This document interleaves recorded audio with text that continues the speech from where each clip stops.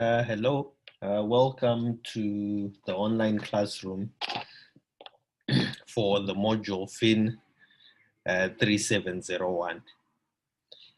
In this recording, I am going to be taking you through assignment 1 for semester 2 2020.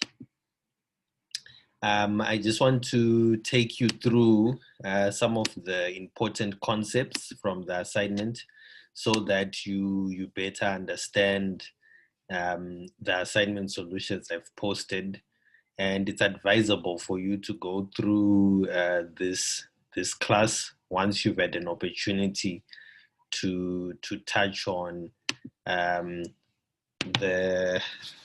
some of the first few study units, because in particular the assignment I think goes up to study unit 5 or 6. Okay.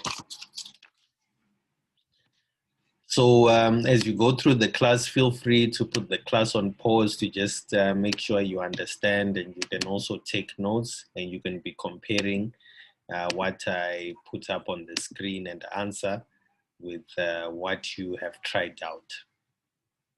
So question 1 says Plantech Limited manufactures components for the motor industry.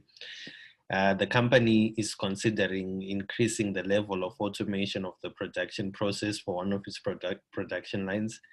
This is expected to result in a reduction in the number of defective units produced, as well as reducing the level of inventory for existing components. And then we're told that Plantech will be required to replace its existing equipment, which will also enable the firm to produce a new line of components.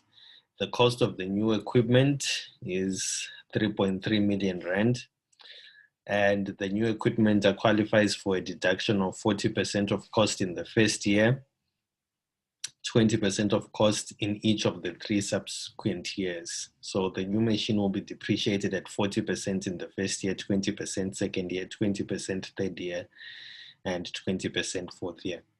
The company will need to employ a system operator at a cost of 240,000 rand per annum. The new component lines will require the company to hold inventory of 750,000 for the new lines, and this investment in working capital will be recovered at the end of 4 years. The increased automation will, however, result in a reduction in working capital to support the current production, and it's expected that the inventory required to support the production of existing lines will be reduced by 480,000 rand immediately. The production of the existing product lines will end in 4 years' time. The equipment is also expected to reduce the cost of producing an existing product line by 360,000 rand per annum before tax for another 4 years. When the life of this product line is expected to end, the expected residual value of the new equipment is 1.8 million in 4 years' time. The new line components will result in a selling price of 390 per unit and a variable cost of 336 per unit. The product line is expected to result in a constant demand of 12,000 units per annum for 4 years. The current tax value of the present machine is 600,000, and the current market value is 1,125,000, with a depreciation of 20% per annum on the straight line method, and this machine was purchased 3 years ago. The equipment is expected to have a residual value of 300,000 in 4 years' time. The marginal tax rate is 28%, and the cost of capital is 12%. Now, the first thing you're asked to calculate here is the net present value of the project. Okay, so to get the net present value of the project, there are certain things you're going to need.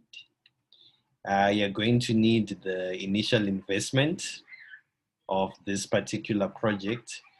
You're going to need the operating cash flows, and you're going to need the terminal cash flow, and you're also going to need the discount rate, which is the cost of capital.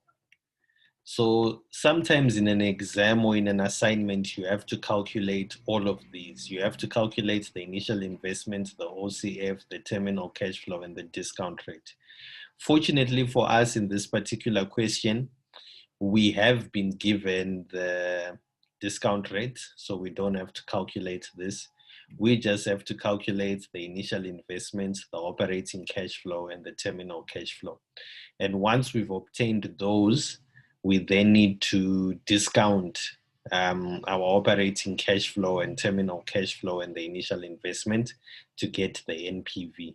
So as I'm explaining this, I'm assuming that you've gone through the classes, you've gone through the online classes, right? Because this assignment is touching on a number of items from the online classes. I'm assuming that you've gone through study unit 1, study unit 2, study unit 3, and study unit 4.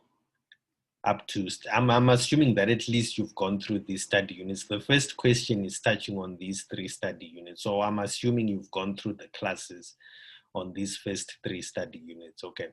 So I'm now going to take you through how you calculate your NPV given the information that we have in this case study.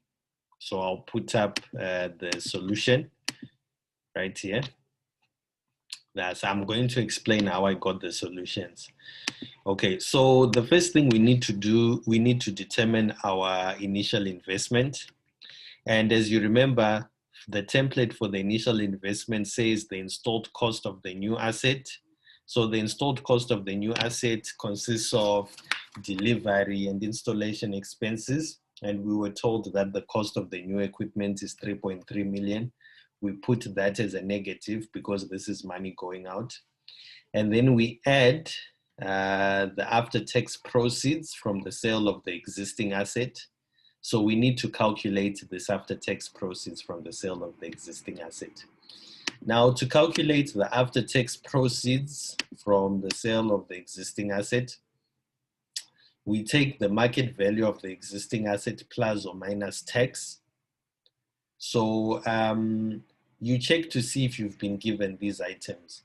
We were just given the market value of the existing asset. We were told it's 1,125,000, but we weren't given the tax. So we had to calculate the tax expense. To calculate tax, you take the market value of the existing asset minus the book value of the existing asset times the tax rate, right? We were told that, so the book value of the existing asset is the same as the current tax value, and we were told the current tax value is 600,000. So we take the market value of the existing asset minus the book value of the existing asset times 28%, which is the tax rate, and then that gives us the tax. So if our tax is positive, it means that we have a tax benefit. So we have to pay this tax to SARS, to the tax regulator. But if we had calculated a negative tax amount, it would mean that we made a loss, so we get a tax benefit. Okay. So because our tax is positive here, it means when we substitute this tax into the formula to get the after-tax proceeds from the existing asset, we subtract, we put a minus. Right? We put minus 147. So it will be 112,000, 1,125,000 minus 147,000, and we get 978,000 as the after-tax proceeds from the sale of the existing asset. So that's money coming in, so we add it. So that's how we get that amount. And then lastly, the change in net working capital. We were told that the production of the new component will require the company to hold 750,000 in inventory. So this will be inventory going up. It's a current asset increasing. And then, however, it is expected that inventory to support producing existing lines will be reduced by 480,000. So remember, the change in net working capital is given by the change in current assets minus the change in current liabilities. In this case, we haven't been told about any change in current liabilities.